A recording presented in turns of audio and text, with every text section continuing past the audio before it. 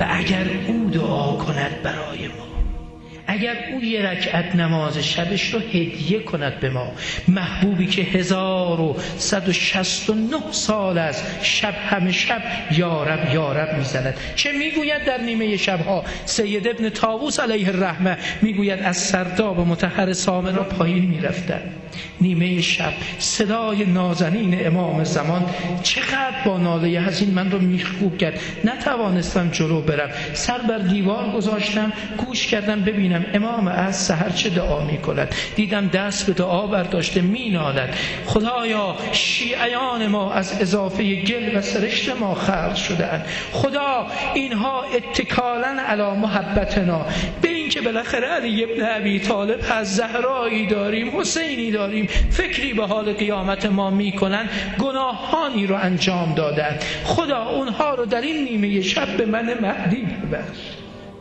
اگر اونها اونقدر گناه کردند که نمی شود اونها رو بیامرزی، از محاسن اعمال من و نیکیهای من بردار، بر نامه اعمال اونها بنویس و بگذار، ولی اونها رو ببخش. اگر در بین هم اختلاف دارند، ببینید شیعیان اختلاف بین ما قلب امام عصر رو می سوزاند. خدایا اگر از هم ناراضیان، حق هم رو می خورند، از خمس اموال ما بردار، به اینها بده تا از هم راضی باشند، طعمه جهنم نشوند. این همه شفقت اوست، از او همه لطف است و کرمها و تعطف، از ما همه بیچارگی و عجز و نیاز است. دل هوسمند دیدن یار است، دوری از یار بهچه دشوار است. دل سپردن که اختیاری نیست، دستی از غیب اندر این کار است. هان ملامت چه می کنی ما را، دل ما وقف عشق دلدار است. روشنی بخش دیده ام مهدی، بی تو عالم به چشم من تار است.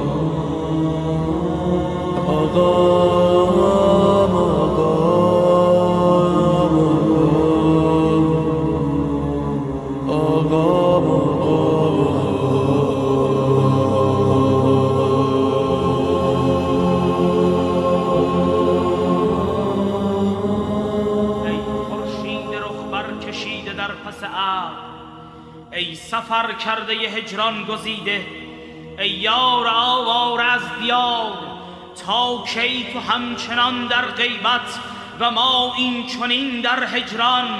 جان جهانی نثار قدومت باد، آیا هجران امروز ما به فردای وصال میرسد؟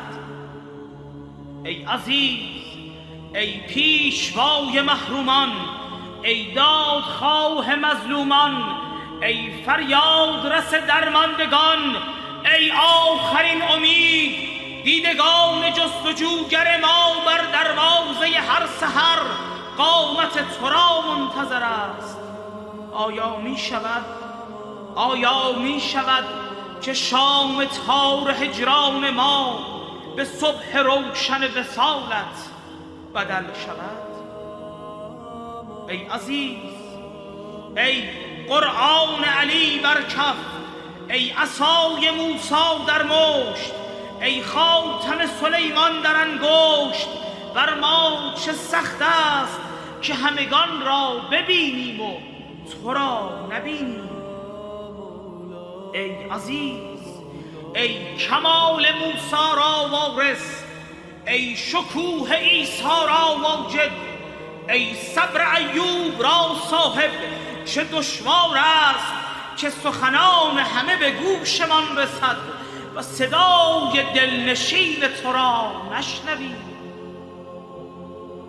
ای عزیز، ای یادگار خدا در زمین، ای دست توانای حق در آستین، ای قرآن ناطق خدا، ای اسم اعظم الهی.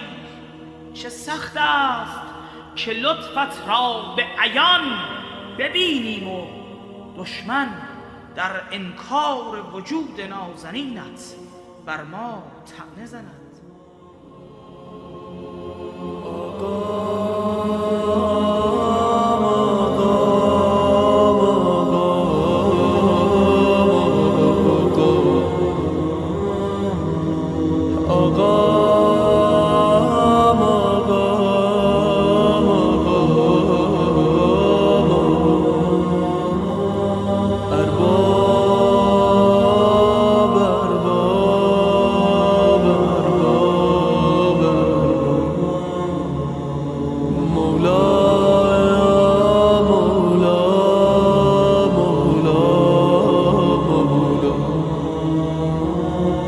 آقا